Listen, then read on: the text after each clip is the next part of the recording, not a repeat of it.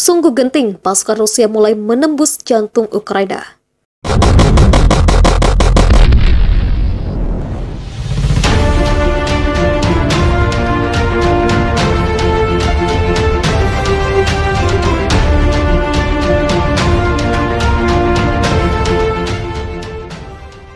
Mendagri Ukraina mengatakan pada Kamis 24 Februari pagi bahwa pasukan Rusia mulai menembus jantung negara itu dengan mendarat di Odessa dan melintasi perbatasan dekat Kharkiv. Pergerakan tentara Rusia tersebut menyusul pernyataan Presiden Vladimir Putin yang mengizinkan operasi militer di Ukraina Timur. Langkah agresif Rusia ini menjadi awal perang di Eropa sebagai akibat tidak dipenuhinya tuntutan Rusia untuk mengakhiri ekspansi NATO ke arah timur. Pernyataan Putin pada Kamis diikuti dengan serangan rudal besar-besaran ke wilayah Ukraina. Seorang saksi mata lintas mendengar suara ledakan di kejauhan dari ibu kota Kiev. Wali kota Kiev mendesak warga untuk tinggal di rumah pada Kamis pagi setelah ledakan lain terdengar di ibu kota Ukraina. Ledakan juga mengguncang kota Donetsk di Ukraina Timur yang memisahkan diri.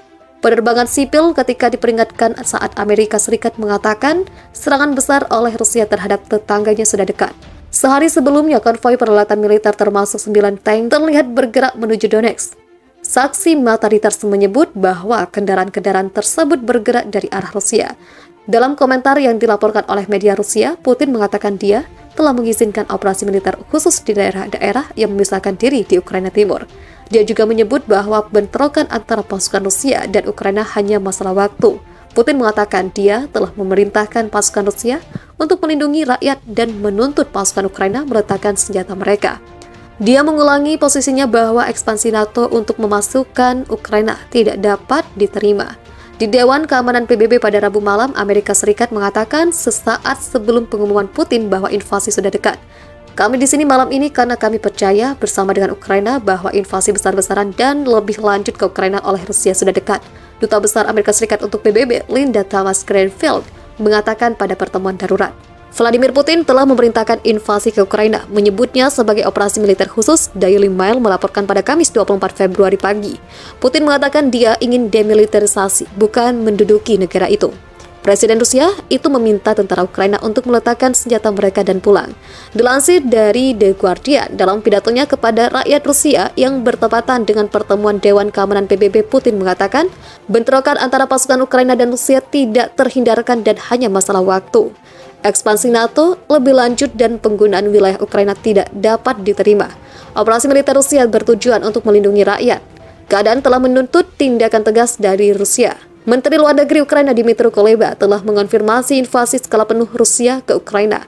Putin baru saja meluncurkan invasi skala penuh ke Ukraina. Kota-kota Ukraina yang damai berada di bawah serangan.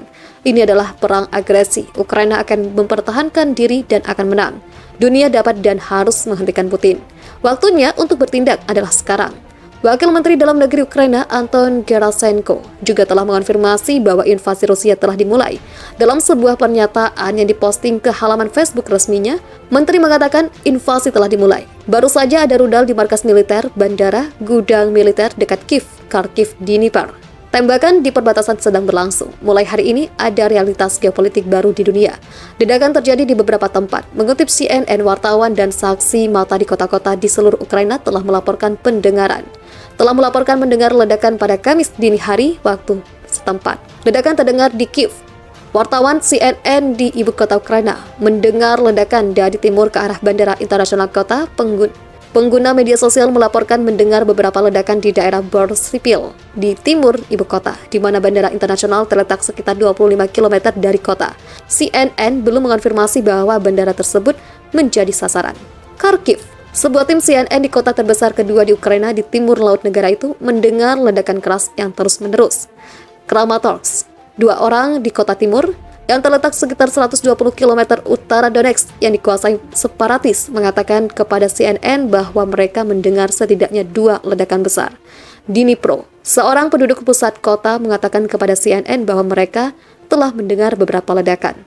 Mariupol, 2 warga mengatakan kepada CNN bahwa mereka mendengar ledakan di timur kota yang terletak di tenggara negara itu.